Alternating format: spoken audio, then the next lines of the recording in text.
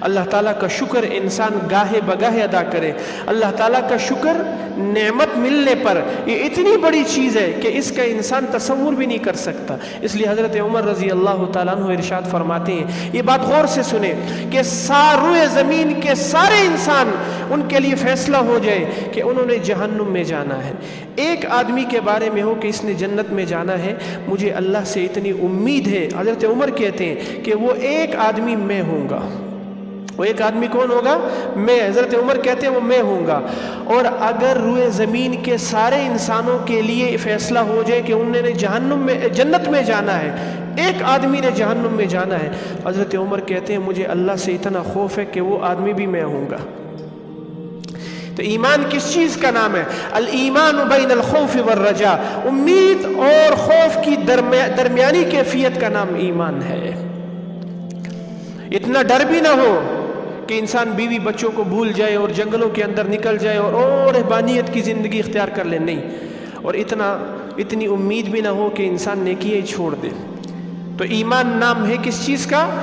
خوف اور امید کی درمیانی کیفیت کا، کہ انسان خوف اور امید کی درمیانی کیفیت کے اندر زندگی گزارے۔ تو یہ کیا ہے؟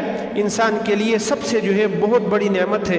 اور یاد رکھیں حضرات محترم، اللہ تعالیٰ جب شکر کا مادہ انسان کے اندر پیدا کر دیتے ہیں تو یہ انسان جب اللہ کی طرف سے کوئی مصیبت آتی ہے تو یہ فوراً اس کی توجہ کس کی طرف جاتی ہے؟ اللہ کی ذات کی طرف جاتی ہے۔ اس کے کروڑوں کا نقصان ہو جائے، اس کے لاکھوں کا نقصان ہو جائے، آپ نے دیکھا ہوگا شکردار بندہ اور ناشکر بندے کا فرق میں آپ کو بتاتا ہوں۔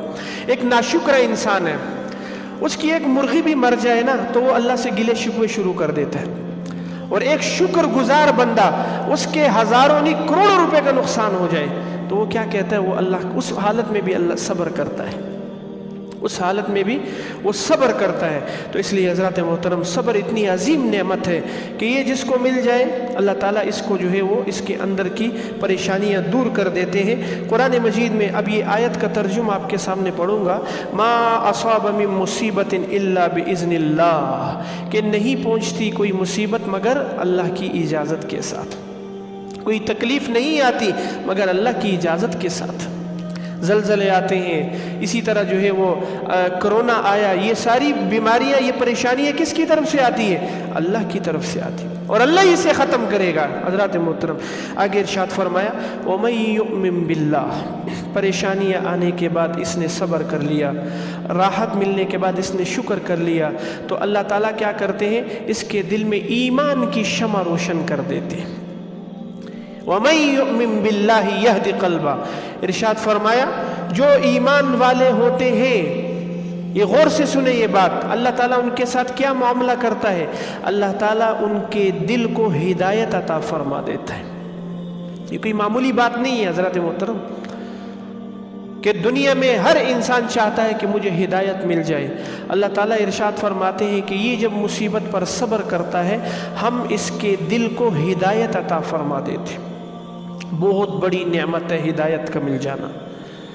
تو مجھے ایک بات بتائیں، اللہ تعالیٰ اس کے دل کو، ایک ترجمہ تو یہ ہے کہ اس کے دل کو ہدایت عطا فرماتے، اور دوسرا ترجمہ یہ ہے کہ اللہ اس کے دل کو تھام لیتے ہیں۔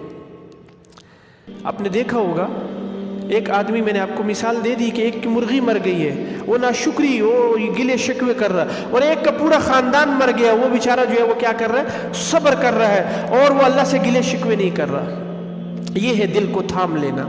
اللہ تعالیٰ انسان کے دل کو تھام لیتے ہیں، پریشانیاں دور ہو جاتی۔ اور یاد رکھیں جب نگاہیں اللہ کی ذات کی طرف ہوتی ہے تو پھر کوئی مصیبت نہیں لگتی، پھر کوئی پریشانی نہیں لگتی۔